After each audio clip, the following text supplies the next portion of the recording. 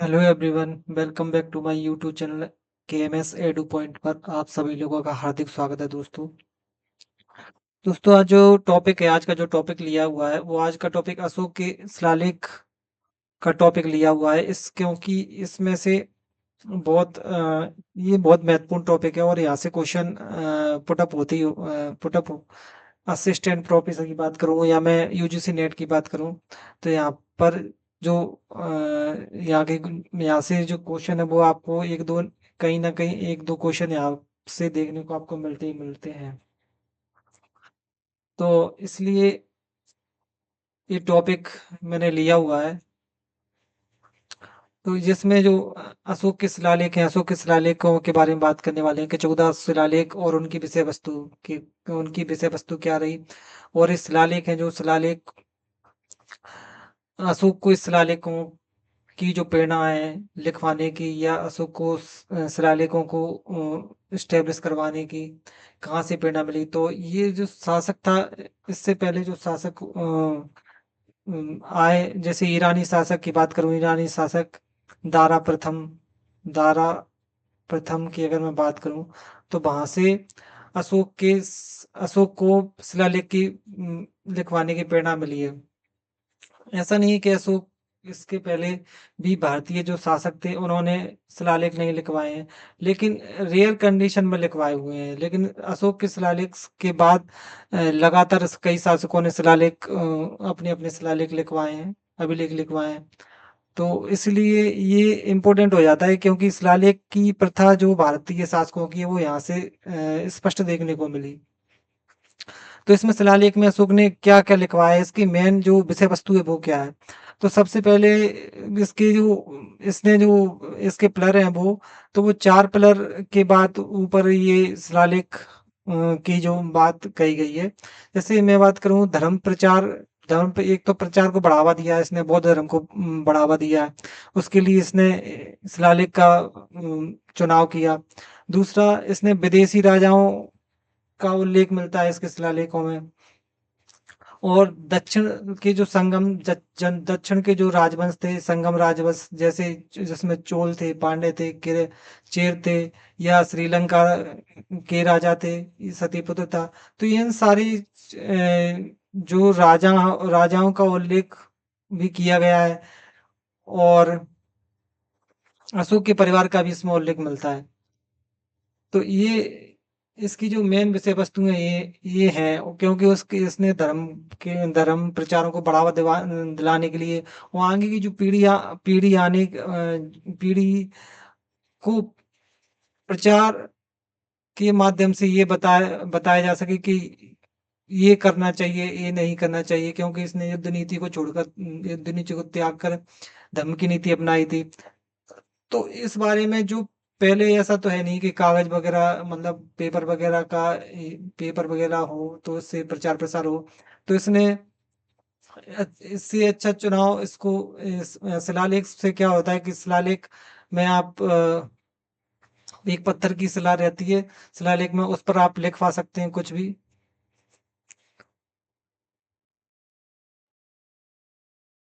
जैसे मैं बात करूं, एक इतना बड़ा पत्थर ले लिया, इस ये पूरी सलाह ले ली, अब इस पे लिखवा दिया, कुछ भी लिखवा दिया था धर्म प्रचार के लिए, बौद्ध धर्म के प्रचार के लिए, तो ये बहुत काफी टाइम तक चलेगी।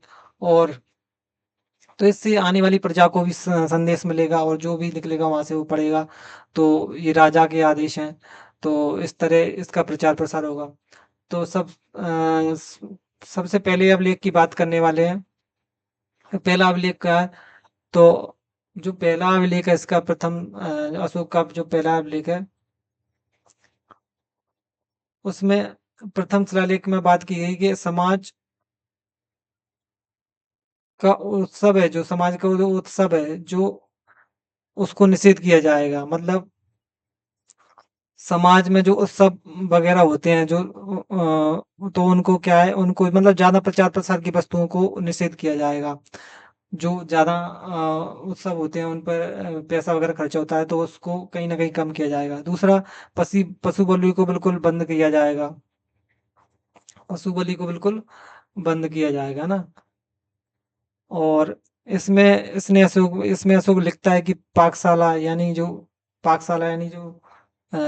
जानवरों को मारे जाते हैं, यानी एक तरह से कसाई खाने की बात की जा रही है यहाँ पे।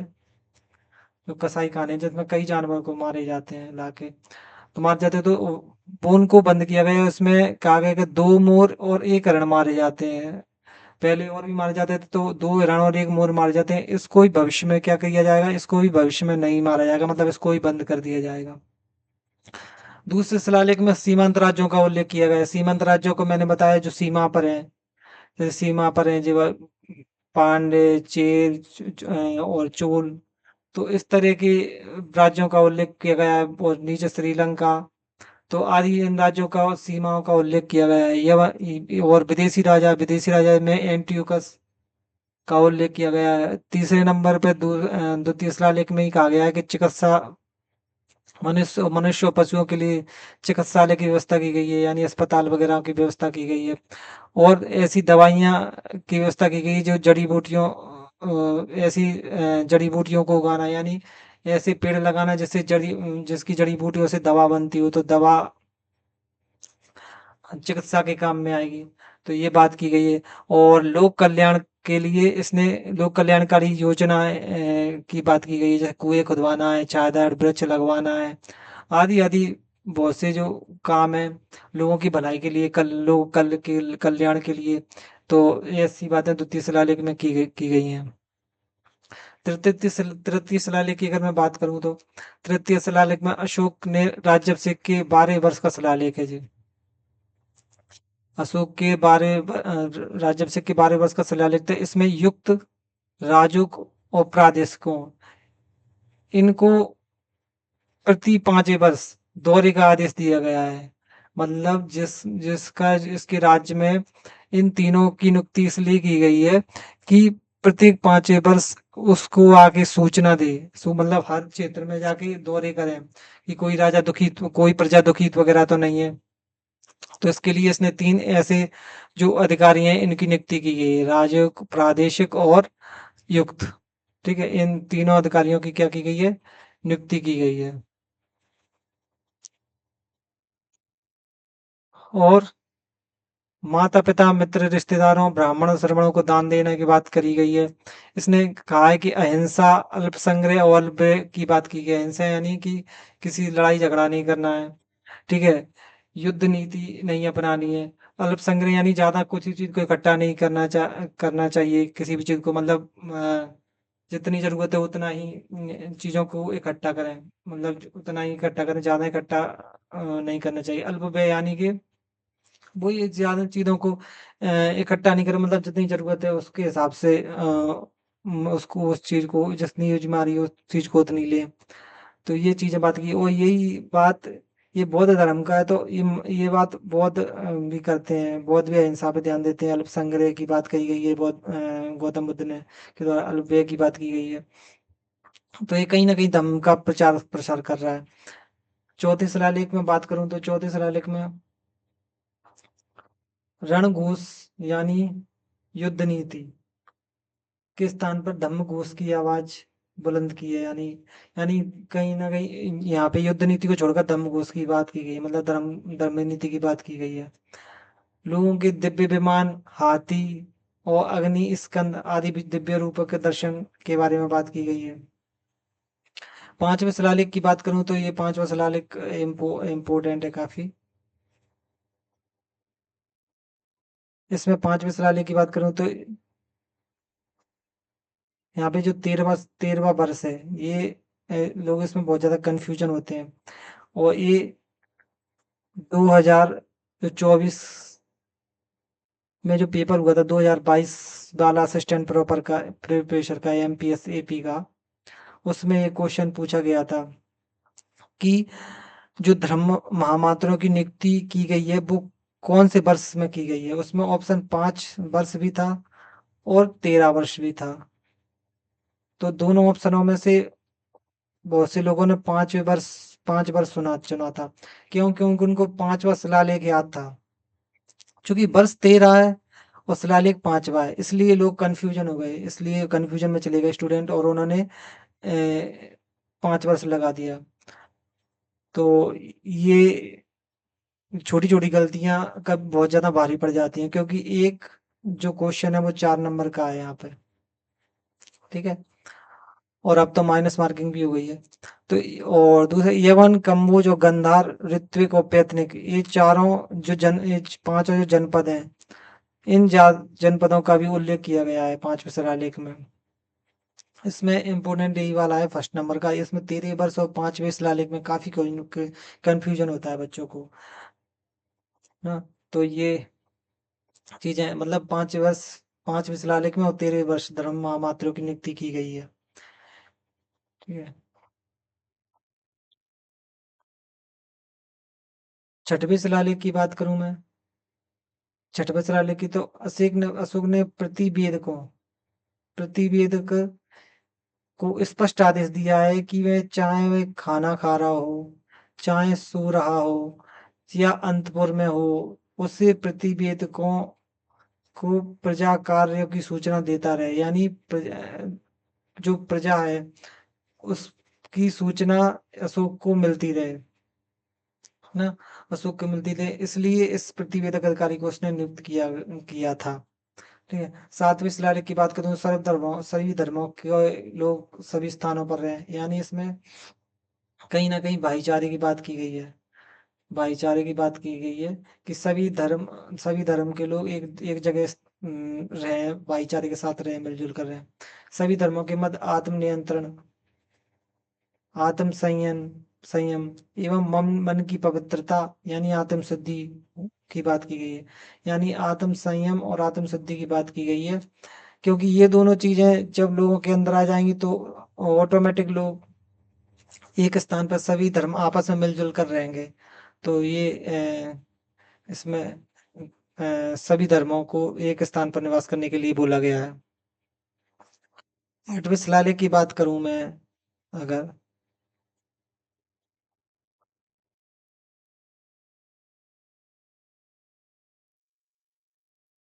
आठवें शिलालेख में आठवें शिलालेख 10वें वर्ष में, आठवें शिलालेख में शासक 10वें वर्ष में बिहार यात्रा यानी आखिट शिकार के स्थान पर धम यात्रा की शुरुआत करें।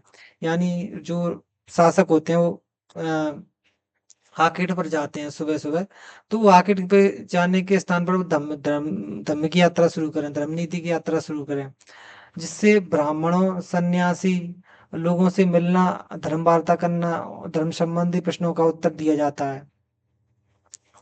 था, ठीक है। और शासन के 10वें वर्ष बोध गया की यात्रा की है इसने, अशोक ने शासक के 10वें वर्ष। युद्ध कब हुआ था? 8वें वर्ष। और उसके बाद बोध गया कब गया था? 10वें वर्ष। लुम्बिनी की बात करें तो लुम्बिनी कब गया था? 20वें वर्ष। तो ये कुछ इम्पोर्टेंट यात्रा है जो याद रखनी चाहिए, ठीक है। नौवें शिलालेख में धम्म मंगल की बात की गई है कि गुरुजनों को, विशेषकर स्त्रियों को धम्म मंगल के बारे में बताया गया है कि गुरुजनों का सम्मान करना चाहिए, ब्राह्मणों और श्रमणों को दान देना चाहिए, अहिंसा नहीं करनी चाहिए। तो धम्म मंगल को श्रेष्ठ बताया गया है इसमें। 10वें शिलालेख में धम्म की श्रेष्ठता पर बल दिया गया है। 10वें शिलालेख में धम्म की श्रेष्ठता पर बल दिया गया है। 11वें शिलालेख में धम्मदान। अच्छा देखिए आप, 9वें शिलालेख में धम्म मंगल है, यहाँ पे श्रेष्ठता है, और यहाँ पे धम्म दान के बारे में बात की गई है। धम्म दान के बारे में बात की गई इसमें। तो माता पिता की सेवा करनी चाहिए, अहिंसा, धर्मदान, धम्मदान की बात की गई। नौवे, ये शॉर्ट में लिखा भी है इधर, धम्म यात्रा। 8वें में धम्म यात्रा की बात की गई, 9वें में धम्म मंगल की, 10वें शिलालेख में धम्म श्रेष्ठता की और 11वें में धम्म दान की बात की गई है। तो शॉर्ट है, एक एक वर्ड से भी आप याद रख सकते हो इन अभिलेखों को। अब 12वां शिलालेख की बात करूं, 12वां शिलालेख में तीन चार बातें इंपॉर्टेंट हैं जो पेपर में आती हैं। धर्म सहिष्णुता की बात की गई इसमें। धर्म सहिष्णुता की बात की गई है। सांप्रदाय के लोग दूसरे सांप्रदाय के सिद्धांतों को जाने, यानी कि इसमें सांप्रदायिक जो सांप्रदाय है एक दूसरे के सांप्रदाय मतलब एक दूसरे की अवहेलना ना करें। कहने का मतलब ये है कि सब लोग एक दूसरे के सांप्रदायों के प्रति अच्छा भाव रखें। ठीक है। और धर्म का सभी धर्मों का जो मेन उद्देश्य होता है, सार होता है, कंक्लूजन होता है, वो वृद्धि की कामना करना होता है। मतलब सभी धर्म आगे बढ़ने के लिए काम करते हैं।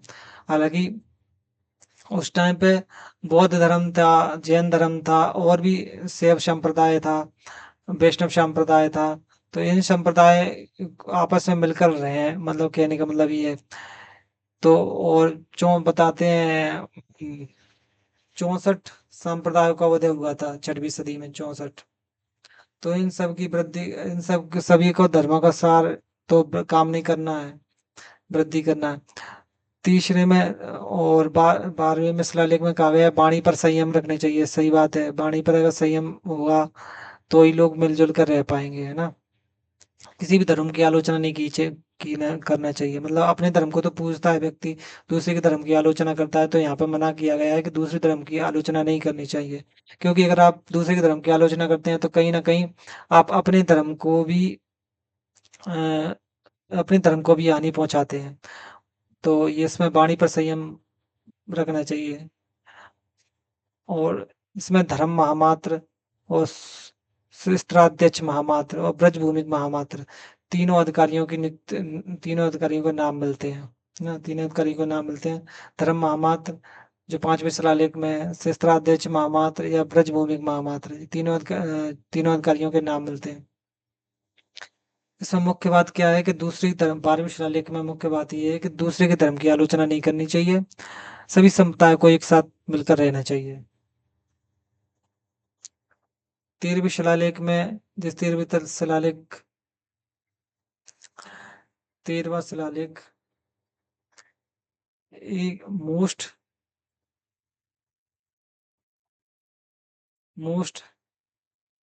इम्पोर्टेंट शिलालेख है ये, 10 शिलालेख है। 8वें शिलालेख में कलिंग विजय की बात की गई है कि कलिंग विजय कौन से वर्ष था, 8वें वर्ष कलिंग विजय की बात की गई है। कलिंग विजय का उल्लेख है। धम्म विजय साधारण विजय से अधिक कल्याणकारी है। इसने बताया कि जो साधारण विजय है उससे धम्म विजय कई अधिक कल्याणकारी है, क्योंकि वो लोगों को लोगों का कल्याण करती है। कलिंग विजय का इसमें पश्चाताप भी है, क्योंकि नरसंहार हुआ था, लगभग 1 लाख से ज्यादा लोग मारे गए थे।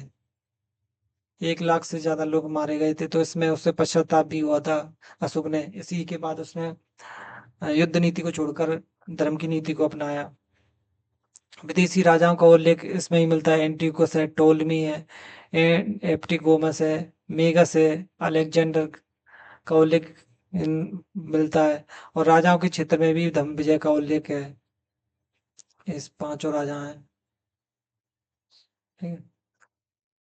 दक्षिण के राजाओं का चूरचेल पांड्य का उल्लेख है। इसमें साम्राज्य के अंदर यवन, कम्बोज, नावक, नाव पंक्तियों, भुजों, विपर्तनकों, आंध्रकों और पुलिंदकों, हर जगह देवानाम प्रिय के धमकी आदेश की अनुपालना होती है। मतलब ये कहा गया है कि रामराज्य के अंदर, साम्राज्य के अंदर इन सभी जगह इन सभी जगह भी जो अशोक है उसके आदेश की पालन करते हैं। ठीक है। साथ में इसमें देवानाम प्रिय को विश्वास है कि जो लोग गलती करते हैं जहां तक संभव वो माफ कर देना चाहिए। 8वीं जनजातियों को इसमें 8वीं तो इसमें 12वें शिलालेख में 8वीं जनजातियों को उल्लेख है। सबसे 12वें शिलालेख तो सॉरी 13वीं शिलालेख में 8वीं जातियों का उल्लेख है। 13वीं शिलालेख में कलिंग विजय का उल्लेख है, कलिंग को पश्चाताप किया गया है, और विदेशी राजाओं का उल्लेख है, 8वीं जातियों का उल्लेख है। तो ये उल्लेख मिलते हैं। और दक्षिण के संगम वंश का उल्लेख है। इसमें 13वें शिलालेख में धर्म परिवर्तन, धर्म के प्रसार और क्षमा शासन की अद्वितीय नीति का प्रतीक है ये 13वां शिलालेख। तो 13वां शिलालेख सबसे इम्पोर्टेंट शिलालेख है। ठीक है। अच्छा, तो 14वां शिलालेख में कहा गया है कि इसमें राजा प्रतिदर्शी द्वारा इसलिए खुदवाए गए हैं, धम्म के अभिलेख अशोक के द्वारा इसलिए खुदवाए गए हैं कि सिद्धांतों की अनुपालना भी कर सकें। और धौली और जौहर, ये आप कमेंट करके मेरे को बताना है कि ये किस राज्य में है। धौली और जौहर, इसमें 11वें 12वें और 13वें नंबर के शिलालेख हैं, जो शिलालेख के स्थान पर शिलालेख के अंदर दो पृथक से कलिंग अभिलेख मिले हैं, जिसमें ये तोसली और समापा के जिलों अधिकारियों को संबोधित किए गए हैं। कलिंग, ये कलिंग के अंदर है, ठीक है, कलिंग के अंदर है। और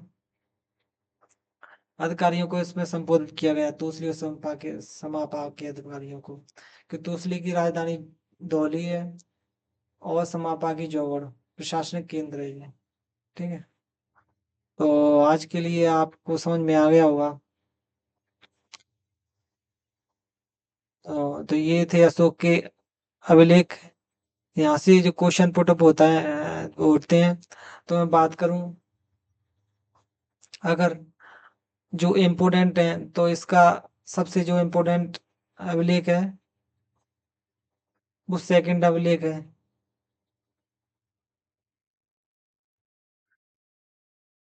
पहला एक अभिलेख में आपको पशु बलि, मतलब बलि जहाँ शब्द है वो आपको ही ध्यान रखना है ना, उस पशु बलि। और दूसरे शिलालेख में अगर बात करूं तो मैं सीमांत राज्यों का उल्लेख है, चिकित्सा वगैरह व्यवस्था है, चिकित्सा की बात की गई है।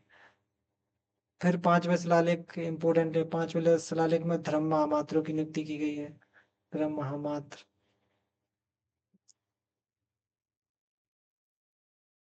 उसके बाद अ, उसके बाद 12वां शिलालेख है, उसके बाद 12वां शिलालेख है, और फिर 13वां शिलालेख है। कलिंग के बारे में इसमें जानकारी मिलती है ना।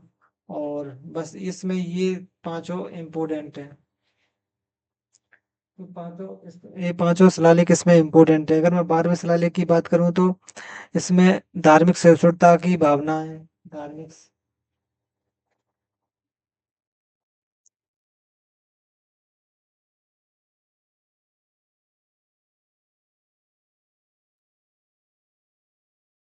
इसमें धार्मिक सहिष्णुता प्लस